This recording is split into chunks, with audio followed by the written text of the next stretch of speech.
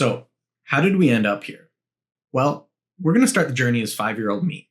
I loved bedtime stories from my dad, but it couldn't just be any story. It had to be a custom story. I needed specific things to happen, and it had to be weird and wacky. Well, 23 years later, I can finally do this, and I can force all of my friends to come with me on a journey.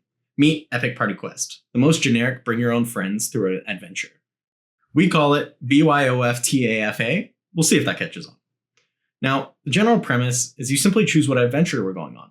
What time period, what weird area, a fun twist, and you assemble your squad. You upload a picture of each person, and choose a couple wacky options. Now, my dad may have struggled with writer's block after the 15th custom story, but Gemini Flash, it can go on for days. And the best part about it, I can transform myself into these worlds and live it visually. Now, you probably saw me with my Marak weapon and my flower crown. However, I have a team, and we're going to go on a quest. It might be the local pond in 10 AD, and that's the quest we're taking today. However, it might be destroy the Queen Jellybean.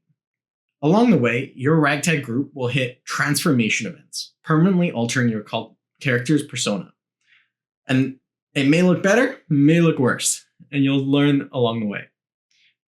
Now, at the end of the journey, we attempt to generate a 30-second video to tie together every moment. However, looks like video models just aren't ready for my wacky adventures yet.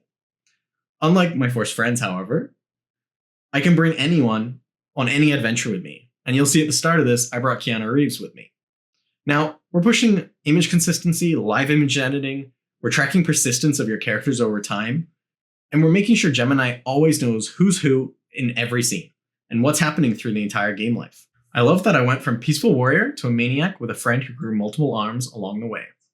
Oh, and it's on my GitHub for free. I hope you enjoy it, because 5-year-old Thomas will never believe this happened.